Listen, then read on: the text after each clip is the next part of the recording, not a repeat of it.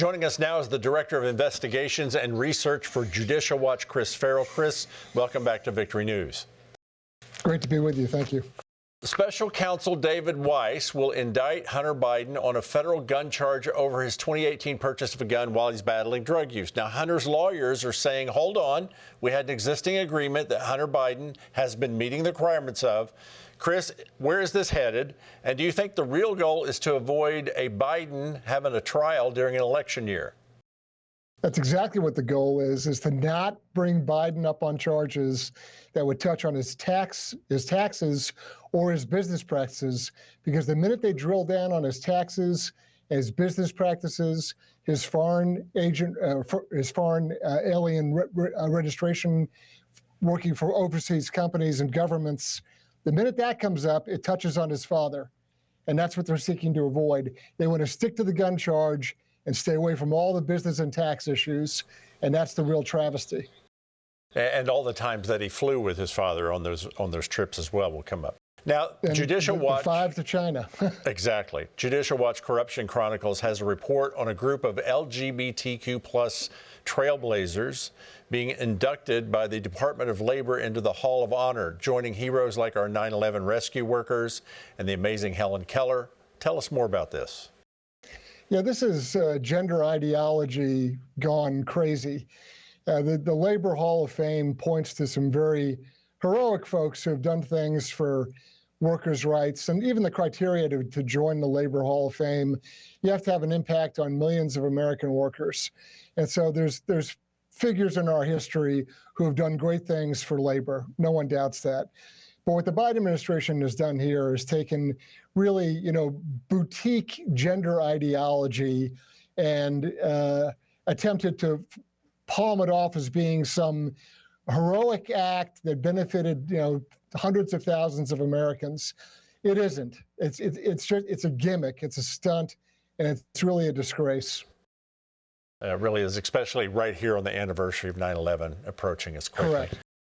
The New York Post cover says the city is telling teachers and parents you're on your own, dealing with over 19,000 plus immigrant children being injected in New York City's public education system.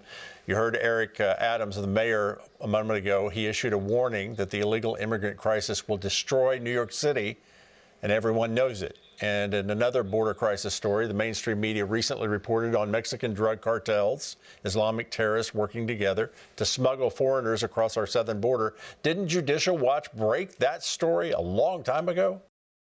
8 years ago, Judicial Watch had original reporting detailing how ISIS operatives were using holes in our border security 8 years ago to exploit it to bring people into the country.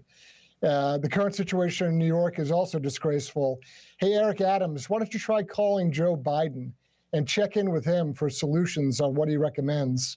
I mean, here's a real splitting point for the hard left open borders people. How do you deal with the humanitarian crisis when you've now had it brought into so-called sanctuary cities? What's the solution now? Yeah, 10,000 per month. Try 100,000 on the southern border per month. All right, the National Review is reporting that Josh Hawley is the first senator to argue that Mitch McConnell is no longer fit to serve. Here's his comment. If you're concerned about the president's ability to do his job, and I am, and a lot of Republicans say they are, then you've got to be concerned when it's somebody from your own party, right? I mean, it can't be sauce for the goose, but not for the gander. Is he able to do the job? I mean, he's going to have to answer that question. Do I think he should be leader? No. Okay, Chris, Hawley says it's time for Mitch McConnell to step down. Your response? I think he's asking legitimate questions. We watch a befuddled and weak President Biden kind of wander around not knowing what's going on. It's very sad, frankly. It's very dangerous. And now we have Mr. McConnell kind of locking up in public and unable to communicate effectively. There's clearly some problem. And pretending it's not so, or sticking our heads in the sand, whether it's Democrat or Republican, you have to be real about what's going on. And we need capable, healthy folks in leadership positions. Okay, I want people to know where they can learn more about you and the work at Judicial Watch. How would they do that? The best thing to do is go to judicialwatch.org, go to our website. We have tons of interesting information documents up there, and we appreciate your support. And we love being on Victory News. Thank you, Chris, so much. Thanks for being with us today and taking the time. Thank you. God bless you all. God bless you.